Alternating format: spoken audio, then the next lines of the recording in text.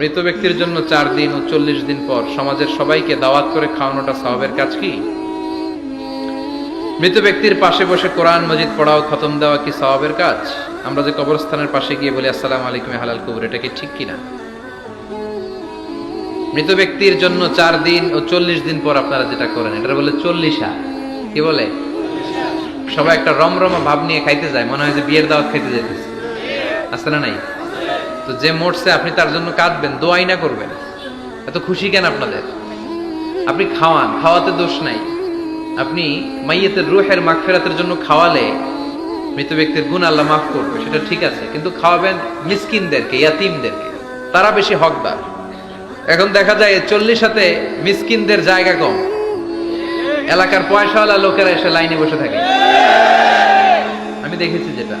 কিন্তু দরকার ছিল, আমার আব্বা মারা গেছে, এই এতিমখানায় আমি একটা গরু দিয়ে দিলাম, ওরা সারা বছর খেতে পায় না, ওরা খাবে, খেয়ে আমার আব্বার জন্য দোয়া করবে, ঠিক কিনা? আর সবচেয়ে বেশি দোয়াটা কবুল হবে আপনার আব্বার জন্য। আপনি যাকে দোয়া করানোর জন্য আনলেন, উনি কি আপনার আব্বার জন্য কাঁদবে? আর কাঁদলেও এই কান্নাতে আন্তরিকতা কতটুকু, এটা প্রশ্নবিদ্ধ। কারণ উনি আমার বাপের লেগে কান্দে, আমারই চোখ দিয়ে পানি বের হয় না আমার বাপের লেগে। ঘটনাটা এরকম, তাই না? আপনার বাবার জন্য আপনি কাঁদবেন, ভাড়া করে কাউরে এনে কান্না করানোর দরকার নাই। রব্বির হামহুমা কামা রব্বায়ানি সাগীরা, আপনি দোয়া করবেন। ইসলামকে আমাদের মানতে হবে ঠিক তেমন বিশ্বনবী শিখিয়ে গিয়েছে। বিশ্বনবীর জীবদ্দশায় বিশ্বনবী ওনার প্রথম প্রিয়তমা স্ত্রীকে হারালেন, নাম কি? খাদিজা।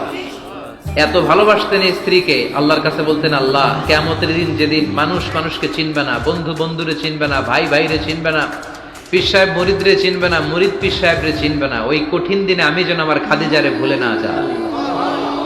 খাদিজাকে কবর দিয়ে বিশ্বনবী দাঁড়িয়ে রইলেন, দাফন দিয়ে দোয়া করলেন, কাঁদলেন। সবাই চলে যায়, বিশ্বনবী যায় না। সাইয়েদনা আবু বকর বললেন, ইয়া রাসূলুল্লাহ চলেন না, যাই, অনেক তো হলো।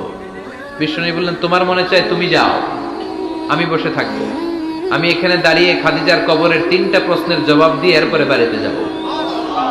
সাইয়েদনা জিবরাইল এসে বললেন, ইয়া রাসূলুল্লাহ খাদিজার প্রশ্নের জবাব নিয়ে আপনার টেনশন করার দরকার নাই, আপনার কোনো টেনশন নাই, খাদিজার কবরের প্রশ্নের জবাব আরশের উপর থেকে আল্লাহ নিজেই দিয়ে দিবে। এজন্য মা বাবার জন্য আমরা দোয়া করব, আমরা সাদাকা করব। মৃত ব্যক্তির সামনে বসে কোরআন পড়া যায় কিনা? হ্যাঁ, হাদিসে এসেছে, ইকরাউ আলা মাউতাকুম সূরাতা ইয়াসিন, তোমরা তোমাদের মুমূর্ষ রোগীদের সামনে বসে, মৃত্যু পথযাত্রী এদের সামনে বসে সূরাতুল ইয়াসিন তেলাওয়াত করো, তাহলে তার মৃত্যুর কষ্টটারে হালকা করে দিবে কে? আল্লাহ পাক আমাদের সবাইকে কথাগুলো বোঝার ও আমল করার তৌফিক দান করুন। আমিন।